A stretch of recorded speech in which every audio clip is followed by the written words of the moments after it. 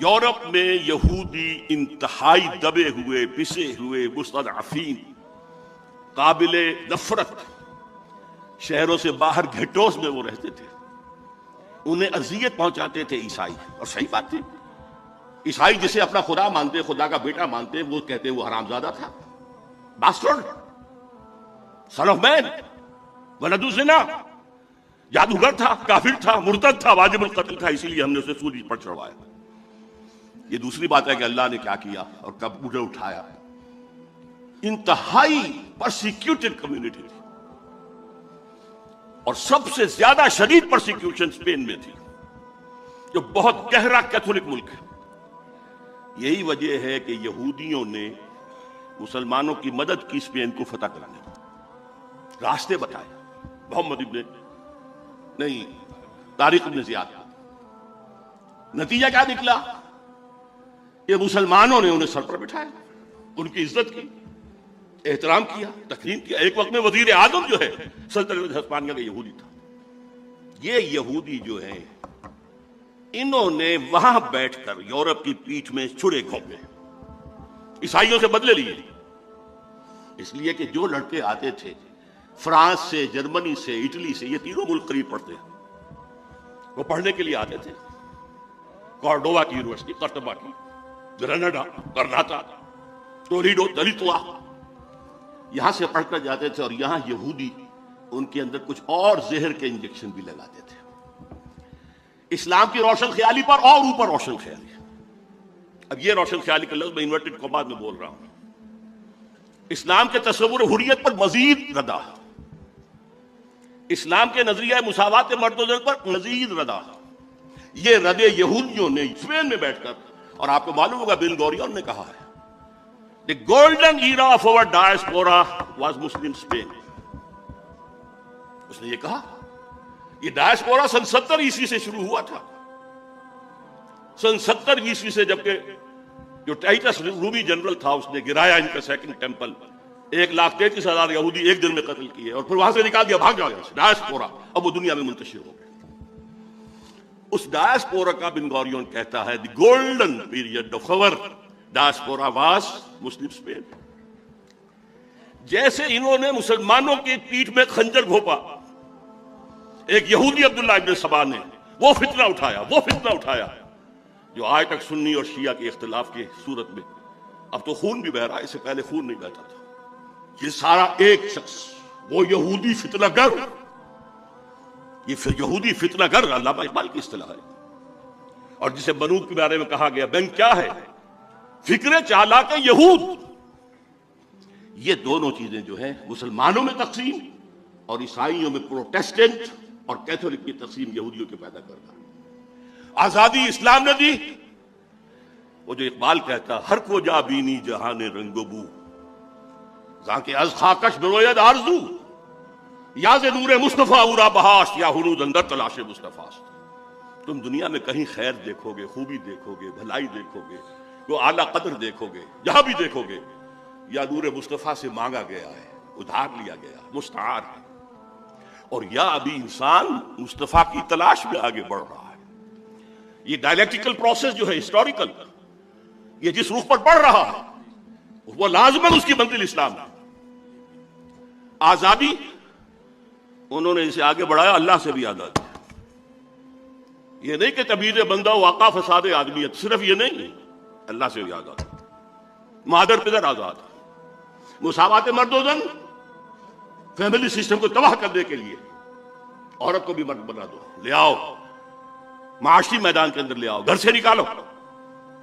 حالانکہ خاندانی نظام ایک ایسا نظام ہے کہ اس کا ایک سربراہ ہو سکتا ہے, دو تو برابر کے سربراہ نہیں ہو سکتے. ٹوٹے ہی ٹوٹے, برباد ہو ہی ہو. مینیجنگ ڈائریکٹر ایک بنائیں گے, ڈائریکٹر 100 بھیجیں, لیکن اس کو توڑا. اسی طریقے سے جو ابھی کہا گیا کہ یہ جو کتا ہے یہ فرق نہیں کرتا بیٹی, ماں اور بیوی کے اندر, یہ ہم کیوں کرتے ہیں؟ پیاس ہے لگتی ہے, جہاں سے پانی ملتا ہم لے لیتے ہیں, تو خامخواہ جو ہے ہماری جنسی جو پیاس ہے اس کے لیے قدر نہیں. اسی شہر لاہور میں ایک پروفیسر تھے تاریخ کے, عبد القادر صاحب, وہ یہ کہا کرتے تھے When I can get fresh milk from the market daily, why should I bind a cow on my door? میں اپنی جنسی جذبے کی تسکین جب چاہوں جہاں سے کر لوں. گائے باندھنا ضروری ہے اپنے گھر میں؟ تو یہ بیوی گھر میں لانا ضروری ہے؟ یہ جو تہذیب کے تباہ کن معاملات ہیں. اور پھر معیشت کے اندر سود. نوٹ کیجئے, پروٹیسٹنٹزم ذہن یہودی کی پیداوار ہے. جیسے این بنوک, این فکر چالاک یہود, اسی طرح پروٹیسٹنٹزم فکر یہودی کی چالاک ہے. اور سب سے بڑا پروٹیسٹنٹ ملک انگلینڈ بنا. چرچ آف انگلینڈ بغاوت کے طور پر سب سے پہلے وہاں قائم ہوا, پوپ سے آزاد. اور وہاں یہ پر آپ کو معلوم ہے کہ سب سے پہلا بینک بنا, بینک آف انگلینڈ. کالوین کے ذریعے سے سود کا جواز جو پیدا کیا گیا یہودیوں نے کروایا, شائلاکس نے کروایا. وہ جواز سب سے پہلے اس کو قبول کیا ہے انگلینڈ نے. یہ پروٹیسٹنٹس کی فتح تھی, اور اس کے ذریعے سے رفتہ رفتہ رفتہ رفتہ وہ یورپ کے اوپر قابض ہو گئے.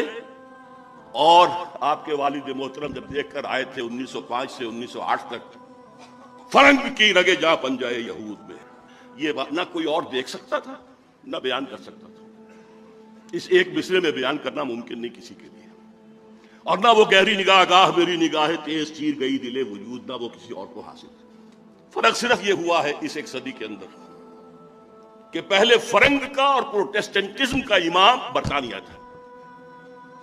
آج فرنگ کا اور پروٹیسٹنٹزم کا امام امریکہ. اچھا, اس کے ساتھ یہ تو تھی ریفارمیشن. دوسرا تھا رینائسنس. رینائسنس کے ذریعے سے انہوں نے علم, اس کی طرف لوگوں کو راغب کیا.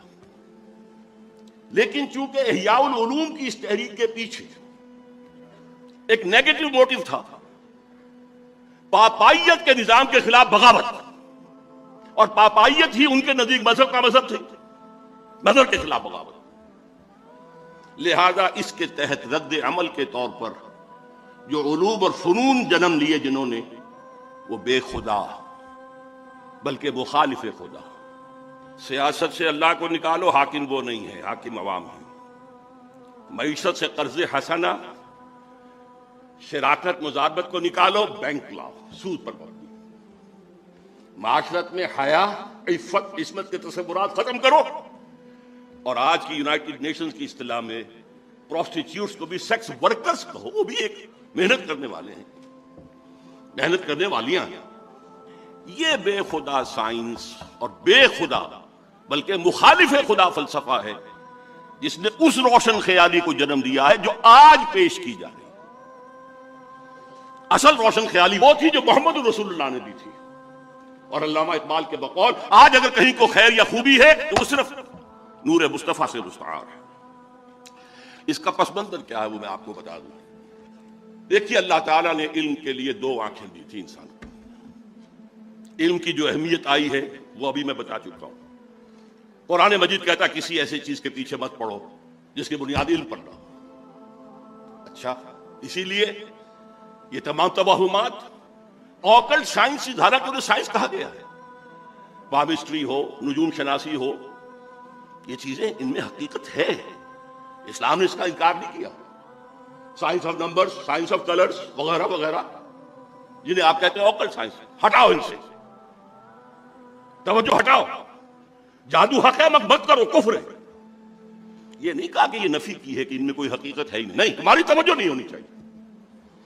تمہیں ہم نے 2 آنکھیں دی ہیں, اور سورہ بقرہ کے 4تھے رکوع میں اول دوم دونوں آنکھوں کا ذکر ہے. ایک آنکھ ہے ایکوائرڈ علوم کے لیے, جو علم تمہیں خود حاصل کرنا ہے, جسے پوٹینشلی آدم کے اندر ودیت کر دیا گیا تھا. جیسے آم کی گٹھلی میں پورا آم کا درخت ہے, علم آدم الاسماء کلھا میں وہ پورا ایکوائرڈ نالج موجود تھا جو آدم حاصل کر سکتا تھا یا نسل آدم حاصل کر سکتی تھی. اس کے لیے کیا ایپریٹس دیا؟ ان السمع والبصر والفؤاد, ان 3 چیزوں کو بروئے کار لاؤ اور قدم بقدم بڑھتے چلے جاؤ. یہ اس علم الاسماء کی ایکسفولیشن ہے جو آج ہم دیکھ رہے ہیں سائنس کی شکل میں، ٹیکنالوجی کی شکل میں. یہ بھی اللہ کا دیا ہوا علم ہے، اسے سیکولر علم نہ کہیے، قطعاً نہیں. بلکہ بڑا پیارا جملہ کہتے تھے ڈاکٹر رفیع الدین مرحوم و مغفور، میرے نزدیک فکر اقبال کے بہت بڑے شاعر ہیں، کہ Quran is the word of God and this universe is the work of God. ان دونوں میں کوئی تضاد نہیں ہو سکتا. اگر تضاد محسوس ہوا اس دور میں جبکہ ہمارا کائناتی علم بہت کم تھا، وہ تضاد اس دور کے مفسرین کے حوالے کیا جائے گا، قرآن کے حوالے نہیں کیا جائے گا. اس لیے ڈاکٹر مورس مختار نے کہا کہ میں نے بائبل پڑھی، اس میں بہت سی چیزیں وہ ہیں جنہیں قرآن غلط ثابت کر چکا ہے موجودہ سائنس. قرآن میں ایک حرف میں نے نہیں پایا کہ جسے موجودہ سائنس نے غلط ثابت کیا، اور وہ مسلمان ہو گیا، فرینچ سرجن بہت بڑا. تو یہ ورک آف گاڈ ہے، یہ سیکولر سائنس نہیں ہے، یہ بھی مذہبی ہے. اللہ کے عمل کا مطالعہ کرو، اللہ کے بنائے ہوئے قوانین فطرت ہیں ان کا مطالعہ کرو، ان سے فورسز آف دی نیچر کو کیپچر کرو، ہارنس کرو، استعمال کرو. لیکن دوسرا علم فَإِمَّا يَأْتِيَنَّكُم مِّنِّي هُدًى فَمَن تَبِعَ هُدَايَ فَلَا خَوْفٌ عَلَيْهِمْ وَلَا هُمْ يَحْزَنُونَ. دوسرا گیون نالج ہے اللہ کی طرف سے، یہ ایکوائرڈ نالج ہے جو رفتہ رفتہ رفتہ رفتہ رفتہ رفتہ بڑھا ہے اور آج یہاں پہنچ گیا ہے کہ اقبال کہتے ہیں کہ فروغ آدم خاکی سے، عروج آدم خاکی سے انجم سہمے جاتے ہیں کہ یہ ٹوٹا ہوا تارا مہ کامل نہ بن جائے. دوسری آنکھ تھی جب بھی تمہارے پاس میری طرف سے ہدایت آئے، وہی آئے، فَمَن تَبِعَ هُدَايَ فَلَا خَوْفٌ عَلَيْهِمْ وَلَا هُمْ يَحْزَنُونَ. یہ دو آنکھیں تھیں، وہی اور اکتسابی علم. یہ گیون ہے، یہ ریویلڈ نالج ہے، یہ اوپر سے آیا ہے، اور یہ نالج آپ کو اپنی سماعت و بصارت اور عقل کے ذریعے حاصل ہے. انسانی تہذیب کا سب سے بڑا المیہ کیا ہے؟ مذہب کی مخالفت میں جو سائنس اور فلسفہ اور جو تہذیب پر بان چڑھی، اس نے ریویلڈ نالج سے آنکھ بند کر لی. رکھو ادھر، صرف ایک آنکھ کھلی رکھی. اسی لیے یہ یک چشم تہذیب ہے، یک چشم دجال. جتنی اس میں ترقی ہوئی ہے دجالیت کی طرف انسان کا قدم بڑھتا چلا جاتا. دونوں آنکھیں کھلی ہوتی کوئی پرواہ نہیں تھی، سائنس آسمان کو چھو لیتی، کوئی خرابی نہ ہوتی. ہدایت عملی زندگی کے اندر حاصل کرو وہی کے ذریعے سے، ریویل نالج کے ذریعے سے. لیکن وہاں کیا ہے؟ اجی چھوڑو خدا ہے یا نہیں ہے، ہوگا، لیکن یہ کائنات تو ہے نا، اس کو سمجھو. یہ ہمارے جسم میں کوئی روح بھی ہے کہ نہیں ہے، ہوگی، کون کہہ سکتا ہے کہ ہے؟ اس کو چھوڑو، یہ جسم تو ہے نا، اس کی پرواہ کرو، بالوں کو سو صاف رکھو. یہ آخرت کوئی ہے یا نہیں ہے، ہوگی بھائی، شاید ہو، کسی نے آ کے بتایا تو نہیں واپس. یہ دنیا تو ہے، اسے بناؤ، حاصل کرو، آسائشیں لو، بہبود بھی کرو لوگوں کی، لیکن ساری توجہ دنیا پر، روح کی بجائے جسم پر، اللہ کی بجائے کائنات پر. یہ صرف شفٹ آف ایمفیسس ہے جس نے کہ تہذیب، تمدن، فکر، فلسفہ سب کا رخ بدل دیا، یک چشمی بنا دیا. ورنہ میں آپ کو بتاتا ہوں، اور علامہ اقبال نے اس آیت مبارکہ کو اپنی فلسفہ خودی کی سورس قرار دیا، جس کے راوی ہیں سید نذیر نیازی مرحوم. علامہ نے کہا میرے فلسفہ خودی کی سورس سورہ حشر کی آیت ہے، وَلَا تَكُونُوا كَالَّذِينَ نَسُوا اللَّهَ فَأَنسَاهُمْ أَنفُسَهُمْ أُولَٰئِكَ هُمُ الْفَاسِقُونَ. ان لوگوں کے مانند نہ ہو جانا جنہوں نے اللہ کو بلا دیا تو اللہ انہیں اپنے آپ سے غافل کر دیا. یہی فاسق ہے. یہ اپنا آپ کون سا ہے جس سے انسان غافل ہوتا ہے؟ کیا اپنے پیٹ سے کوئی غافل ہے؟ کوئی اپنے جسم سے غافل ہے؟ تھوڑا سا چھالا نکلا ہے انگلی میں تو دوڑتے ہیں ڈاکٹر کے پاس. دانت میں درد ہو تو جا کر ڈینٹسٹ کو رات کے 1 بجے بھی آپ اس کے گھر پر دروازہ توڑ دیں گے. لیکن روح ہے یا نہیں، اس سے ہم بے پرواہ. وَلَا تَكُونُوا كَالَّذِينَ نَسُوا اللَّهَ فَأَنسَاهُمْ أَنفُسَهُمْ. انہوں نے اللہ کو بلایا تو اللہ نے انہیں اپنے آپ سے غافل کر دیا. اسی کا کانورس ہے جو بعض صوفیہ کا قول ہے، من عرف نفسه فقد عرف ربه. جس نے اپنے آپ کو پہچان لیا اس نے خدا کو پہچان لیا. اس لیے کہ ہمارے اندر وہ ڈیوائن سپارک ہے، وہ روح ملکوتی ہے. وَنَفَخْتُ فِيهِ مِن رُوحِي، جسے قرآن 2 جگہ کہہ رہا ہے، اللہ کی اپنی روح اس میں سے پھونکا.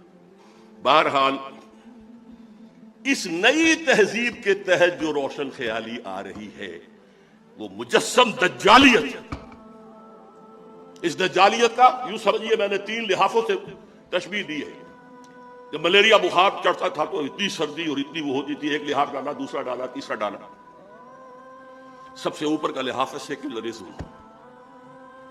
زندگی کے مین دھارے سے خدا کو نکال باہر کرو، کان پکڑ کر جاؤ. مسجد میں رہو، مندر میں رہو، سینیگاگز میں رہو، چرچ میں رہو، ہم آئیں گے، درشن کر لیں گے، ڈنڈوت کر دیں گے، بس. ہماری سیاست، ہماری ریاست، ہمارے قوانین، ہمارے نظام سیاسی، نظام معاشی، ہمارا تصور سماجی اقدار، سوشل ویلیوز، ہمارا تصور سماجی خرابی ہے، سوشل ایونٹس کا، یہ ہم کریں گے. Nothing doing. آپ بیٹھے مسجد میں بیٹھے، آئیں گے ہم 5 وقت آئیں گے، درشن کریں گے آپ. یہ پہلا لحاظ ہے جو پوری کائنات، پورے زمین کو اس وقت انگلف کیے ہوئے. دوسرا لحاظ انٹرسٹ بیسڈ کیپیٹلزم. پوری دنیا بینکنگ، یہ بنوک، یہ فکر چاہتا کہ یہود نور حق 80 نئے آدم ربود. اور کیا بات کہی ہے عزیزم عاقف سعید نے، اس کا دوسرا شعر نہیں پڑھا. تا تہو بالا نہ گردد این نظام، دانش و تہذیب و دین سودائے خام. جب تک کہ بینکوں کا نظام تہو بالا نہیں ہوتا، ختم نہیں ہوتا، اپ روٹ نہیں ہوتا، اس وقت تک دانش، کیا بات کرتے ہو دانش کی، تہذیب، کیا بات کرتے ہو تہذیب کی، دین، کیا بات کرتے ہو دین کی، سودائے خام. یہ تو بڑے کچے خیالات ہیں. دوسرا لحاظ بھی گلوبل ہے. تیسرا لحاظ البتہ بھی کچھ مشرقی ممالک، خصوصاً مسلمان ممالک پر پوری طرح نہیں اڑا ہے. وہ اگر آپ protocols of designs, elders of designs پڑھیں گے تو معلوم ہوگا کہ یہ بھی ایک پورے پلان کے تحت ہو رہا. شرم و حیا کے تصور نکال باہر کرو، عصمت و عفت کا تصور نکال باہر کرو. عزیز واقف نے تو کہا کہ خانہ داری بھی کرے، وہ کہتے ہیں خانہ داری اس کا کام ہے ہی نہیں. اگر وہ کرے گی تو اجرت مانگے گی شوہر سے، بچے جنے گی تو اجرت مانگے گی شوہر سے. یہ تو social engineering program of United Nations assembly کا ہے، جس کا سب سے بڑا جو ہے چمچہ اس وقت صدر مشرف بنا ہوا ہے. پوری دنیا میں کہیں نہیں ہے کہ عورتوں کو اس طریقے سے سیٹیں. ڈیموکریسی کا معجزہ ہمارے برابر موجود ہے انڈیا. معجزہ مانتی ہے دنیا اس کو، کہ مانا جاتا ہے کہ ڈیموکریسی جو ہے وہ لو پرسنٹیج آف لٹریسی کے ساتھ نہیں چل سکتی، اور وہاں چل رہی ہے. یہ معجزہ ہے. اسی لیے وہ ہندوستان کی پرستش کرتے ہیں. ڈیموکریسی ان کا مذہب ہے. امریکہ میں نہیں ہے، کہاں ہے؟ لیکن وہ شیطان کے چمچے جو ہے وہ شیطان کو کوئی کان قطر دیں گے، اس کو بھی پیچھے چھوڑ جائیں گے. اس کے ضمن میں ڈاکٹر جاوید اقبال صاحب کی خاص طور پر توجہ منعطف کراؤں گا. رینڈ کارپوریشن جو امریکہ کا ہائیسٹ لیول کا تھنک ٹینک، اس کی تازہ ترین رپورٹ جو آئی ہے اس میں انہوں نے مسلمانوں کو 4 طبقات میں تقسیم کیا. ایک فنڈامنٹلسٹ ہے جو اسلام کو صرف مذہب نہیں سمجھتے، نظام سمجھتے، دی پولیٹیکو سوشو اکنامک سسٹم. یہ ہماری ہٹ لسٹ پر نمبر 1 ہے. انہیں ہم نے ختم کرنا ہی کرنا ہے، یہ ہمارے دشمن ہیں. اس لیے کہ انہیں مذہب سے دشمنی نہیں ہے. نمازیں پڑھو. تم آئے امریکہ میں، تم نے چرچ خریدے، مسجدیں بنا لی، ہم نے تو کوئی اعتراض نہیں کیا. تم نے سینیگاگز خریدے، مسجدیں بنا لی، ہم نے تو کوئی اعتراض نہیں کیا. تم رمضان میں روزے رکھتے ہو، ہم تمہیں ایک افطاری پارٹی دے دیتے ہیں وائٹ ہاؤس میں. تم عید اور بقرعید مناتے ہو، ہم یادگاری ٹکٹ ایشو کر دیتے ہیں. ہاں، تمہارے اسلام سے بھی کوئی دشمنی نہیں. ہاں، Islam is a politico socio economic system, جسے وہ پولیٹیکل اسلام بھی کہہ دیتے ہیں، یہ ہمارا دشمن ہے. اور اس کی وجہ صاف ہے. نصف صدی تک جو کولڈ وار جاری رہی وہ نظام کی جنگ تھی، مذہب کی تو کوئی جنگ نہیں تھی. مغرب میں وہی کرسچینٹی تھی جو یورپ میں اور یو ایس ایس آر کے اندر تھی، وہی کرسچینٹی. فرق کیا ہے؟ صرف ایک فرقے کا فرق ہے. پروٹیسٹنٹزم ہے، کیتھولسزم ہے، اور جس کو کہتے ہیں وہ مشرقی آرتھوڈاکس، ایسٹرن آرتھوڈاکس، یہ اللہ اللہ خیر چل مذہب تو ایک ہے. ساری جنگ نظام کی تھی. ان کے سرمایہ دارانہ نظام کو اتنی بڑی دھمکی مل گئی تھی، چیلنج مل گیا تھا، وہ سوچتے تھے ہوا ہو جائے گا پانی میں. اور ایک وقت میں مغرب کانپ رہا تھا اس لیے کہ روس خلا میں پہلے پہنچ گیا تھا. ابھی امریکہ تو بہت پیچھے تھا. بہرحال جنگ ان کی ہے ان فنڈامنٹلسٹ سے جو اسلام کو دین سمجھتے ہیں، مذہب بھی ہے، عقائد بھی ہیں، عبادات بھی ہیں، رسومات بھی ہیں. یہ جو تین ایسنشل کانسٹیٹیوئنٹس ہیں مذہب کے، کلاسیکل مذہب وہ بھی ہے، لیکن یہ پولیٹیکل سسٹم بھی ہے، اکنامک سسٹم بھی ہے، سوشل سسٹم بھی ہے. تینوں 3 × 3 بن کر 6 بنتے. دوسرا طبقہ انہوں نے کہا یہ ہے جن کو ڈاکٹر صاحب نے کہا روایت پسند. یہ کون لوگ ہیں؟ وہ بھی ٹریڈیشنلسٹ کہتے ہیں اس گرینڈ کارپوریشن. یہ وہ ہیں جو قال اللہ قال رسول میں مگن ہیں، مدرسوں میں ہیں، مسجدوں میں ہیں. یہ ہمارے لیے کوئی براہ راست چیلنج نہیں ہے، لیکن اگر خدا نہ خواستہ وہ ٹریڈیشنلسٹ جو ہیں وہ فنڈامنٹل سے مل جائیں تو بہت خطرناک ہے. اس لیے کہ ان کے پاس ذریعہ ہے پبلک کے سامنے آنے کا، مساجد ہے، ہفتے وار جلسہ منعقد ہوتا ہے. تو تیسرے نمبر پر ہیں ماڈرنسٹ، اور میں ڈاکٹر صاحب کو بھی انہی میں شمار کرتا ہوں، جو اسلام کی ایسی تعبیر کرنا چاہتے ہیں جو مغرب کے لیے پیلیٹیبل ہو. آپ نے کہہ دیا شراب حرام نہیں ہے فی نفسہ ہی، شراب تو حرام ہے، ریس من عمل الشیطان فاجتنبوہ، چھوڑو اس کو. فہل انتم منتہون، چھوڑتے ہو کہ نہیں؟ تمہیں پہلے بھی دے دیے گئے تھے سگنلز کہ شراب اور جوئے میں کچھ خوبیاں بھی ہیں اور کچھ گناہ بھی ہیں، گناہ کا پہلو بھاری ہے. پھر کہہ دیا گیا تھا شراب کے نشے میں نماز کے قریب نہ ہو.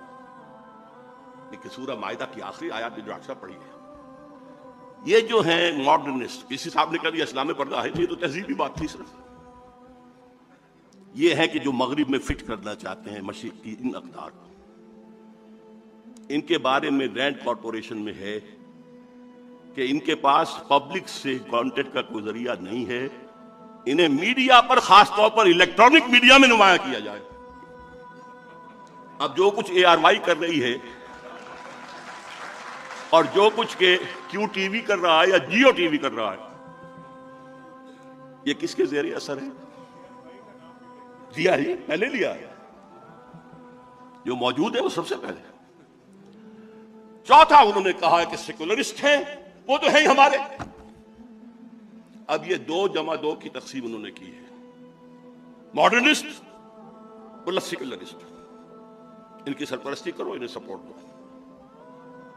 اور فنڈامنٹلسٹ اور ٹریڈیشنلسٹ، ان دونوں کو دباؤ. یہ ہے آج آسمان امریکہ کی وحی. اب میں نے آپ کے سامنے عرض کر دیا کہ یہ جدید روشن خیالی کی جڑ کہاں سے ہوئی. انلائٹنمنٹ سے جو شروع ہوا، اس کا ایک جز جو انر کور قرار دیا ہے اس علامہ اقبال نے، اگرچہ اس کا ظاہر کچھ اور ہے. نظر کو خیرہ کرتی ہے چمک تہذیب حاضر کی یہ صناعی، مگر جھوٹے نگوں کی ریزہ کاری ہے.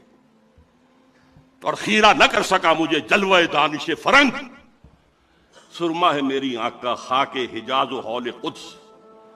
مصر اقبال سے معذرت کے ساتھ عرض کر رہا ہوں، میں نے اس میں تبدیلی کی ہے مصر میں، اس لیے کہ مدینہ و حجاز تو ایک ہی شے کا نام ہے. علم محمدی کے دروازہ ہے حضرت علی. وہ نجف کہا نا انہوں نے، وہ حضرت علی کے حوالے سے.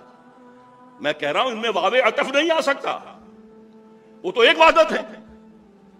ہاں دوسری سورس جو ہے old testament and new testament, حول قدس الذی بارکنا حولہ، جہاں سینکڑوں انبیاء دفن ہیں، جہاں ابراہیم دفن ہیں، جہاں یعقوب اور اسحاق دفن ہیں، جہاں ان کے خیال میں سولی چڑھائی گئی تھی حضرت عیسیٰ وغیرہ وغیرہ. تو میں نے اس میں ترمیم کی ہے اور مجھے امید ہے میں کوئی علامہ اقبال کے کلام کا یا پیغام کا ماہر ہونے کا دعویٰ نہیں کرتا، البتہ ان کے آخری زمانے کی ایک نظم، اس کے آخری شعر کا مصداق میں خود کو بھی سمجھتا ہوں۔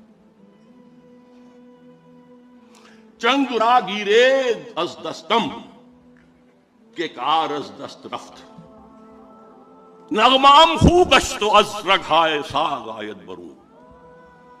لوگوں مجھ سے یہ ستار، یہ چنگ لے لو۔ میں اپنی انگلیوں سے جو اس کو چھیڑ رہا تھا تاروں کو، اب ہاتھ کا کام پورا ہو گیا ہے۔ اب میرا نغمہ اس ستار کے تاروں کے اندر خون بن کر گردش کر رہا ہے، اور اس کی رگوں سے، اس کے تاروں سے خود بخود نکلے گا۔ میں اپنے آپ کو یکے از رگ ہائے فکر اقبال سمجھتا ہوں، یکے چنگ را گیرے دس دستم۔ اور ڈاکٹر صاحب سے میں پھر عرض کروں گا کہ جو ریکنسٹرکشن اور علامہ کی شاعری کا فرق ہے، اس کے لیے یہ بات بھی نوٹ کر لیجئے کہ لیکچرز میں وہ مہدی کا تصور اور مسیح اور اس کا تصور، اس کو کہتے ہیں کہ یہ میجین اثرات ہیں اسلام پر۔ اصل میں لیکچرز کا موضوع ہے عقل، بعض چیزیں عقل میں نہیں آتی۔ فلسفہ تو عقل کی حدود سے باہر نہیں جائے، لیکن ان کی شاعری الہامی تھی۔ اس بات کو کہا تھا اشفاق احمد صاحب نے، وہ تلقین شاہ، کہ شاعری والا اقبال رات کا اقبال تھا جس میں اسے الہام ہوتا تھا، اور ریکنسٹرکشن والا اقبال دن کا اقبال تھا جو اپنے عقل سے کام کرتا تھا۔ تو مہدی کا تصور کی اس طرح کی نفی، لیکن یہ شعر جس کا آخری شعر میں نے آپ کو جس نظم کا سنایا، اس کا پہلا شعر کیا ہے؟ خضر وقت از خلوت دشت حجاز آید برون، کارواں زیں وادی دور و دراز آید برون۔ خضر وقت، مہدی دشت حجاز سے باہر آئے گا۔ اس میں سنی اور شیعہ دونوں تصور آ گئے۔ شیعوں کے نزدیک حضرت مہدی 12ویں امام تھے جو روپوش ہیں، وہ ظاہر ہوں گے، اور سنیوں کے نزدیک حضرت ام سلمہ کی حدیث ہے کہ خلیفہ کے انتقال کے بعد خانہ جنگی ہو جائے گی، اور ایک شخص کی طرف لوگ دیکھ رہے ہوں گے رہنمائی کے لیے، اور وہ اسے گریز کرتا ہوا مدینے سے بھاگ کر مکے میں چھپ جائے گا، لوگ وہاں سے تلاش کریں گے، نکالیں گے تو نکالیں گے۔ خضر وقت از خلوت دشت حجاز آید برون، کارواں زیں وادی دور و دراز۔ یہ وادی سندھ جس کا ایک حصہ افغانستان ہے، مشرقی افغانستان، دوسرا حصہ یہ پاکستان ہے، یہاں سے نکلے گا جو حضور کی حدیث کے مطابق یخرج ناس من المشرق یؤطئون للمہدی، یعنی سلطان ہے۔ مشرقی ملک سے ایک فوجیں آئیں گی جو مہدی کی حکومت کو قائم کریں گی۔ اللہ کرے کہ وہ پاکستان ہو۔ اقبال کے خواب میں وہ پاکستان ہی تھا، اور افغانستان بھی ساتھ۔ بہرحال آج جو قرات ہوئی اس میں بھی جو نقشہ کھینچا گیا ہے کہ یہود و نصارہ کو اپنا ولی نہ بناؤ۔ ہماری بدقسمتی ہے کہ اس دور کے بہت بڑے مفکر، مؤرخ، درویش صفت انسان ڈاکٹر حمید اللہ مرحوم نے اس آیت میں ولی کا ترجمہ کیا ہے حاکم نہ بناؤ۔ حیران، عربی کے بہت بڑے ماہر تھے، لیکن میرے نزدیک یہ آیت قرآنی وَمَن نُعَمِّرْهُ نُنَكِّسُهُ فِي الْخَلْقِ، جس کی عمر زیادہ کر دیتے اس کی عقل اندھی کر دیتے، تخلیقی صلاحیتیں کم کر دیتے۔ وہ اولیاء کا ترجمہ حاکم کہہ رہا ہے۔ اچھا، حاکم کوئی کسی کو خود بناتا؟ انگریز آئے تھے تو ہم نے بنایا تھا؟ وہ تو آئے تھے اپنے زور زور سے آئے تھے۔ یہ ولی کا ترجمہ ہے، جمع ہے اولیاء، انہیں ساتھی نہ بناؤ، ہمدرد نہ بناؤ، سہارا نہ بناؤ، پشت پناہ نہ بناؤ، دوست نہ بناؤ، رازدان نہ بناؤ، یہ اس کا ترجمہ ہے۔ تو واقعتاً اس وقت ہم یہود و نصارہ کے اندر جو آیت میں الفاظ آئے تھے یسارعون فی الخیر فیہم، کچھ لوگ ہیں گھسنا چاہتے ہیں ان کے اندر، ان کی تہذیب میں، ان کے تمدن میں، ان کے نظام میں گھسنا چاہتے ہیں، اور کہتے کیا ہیں جیسے کہ کہا تھا 11 ستمبر 2001 کو صدر مشرف نے، جو میں نے اپنے کانوں سے سنا پھر 16 ستمبر 2001 کو، اگر ہم اس وقت ساتھ دیں گے امریکہ ہماری ایٹمی صلاحیت کی بھی حفاظت کرے گا، کشمیر کا مسئلہ حل کرا دے گا، نہیں تو یہ سارے معاملہ ابھی ختم ہو جائے۔ ان یصیبنا دائرہ، کہ ہم پر کوئی مصیبت نہ آ جائے، ڈر رہے. وہ ڈر کیوں رہے؟ اللہ پر یقین نہیں، اللہ کی مدد کا احساس نہیں. آئے گی نہیں اللہ کی مدد. تم اللہ سے جنگ کر رہے ہو، مدد کیسے آئے گی؟ لہذا ان میں گھس رہے.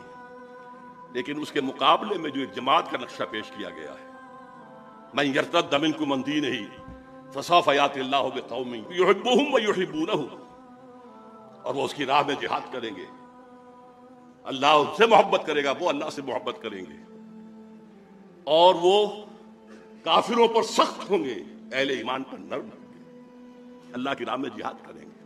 اللہ تعالی ہمیں وہ جماعت بننے کی توفیق عطا فرمائے.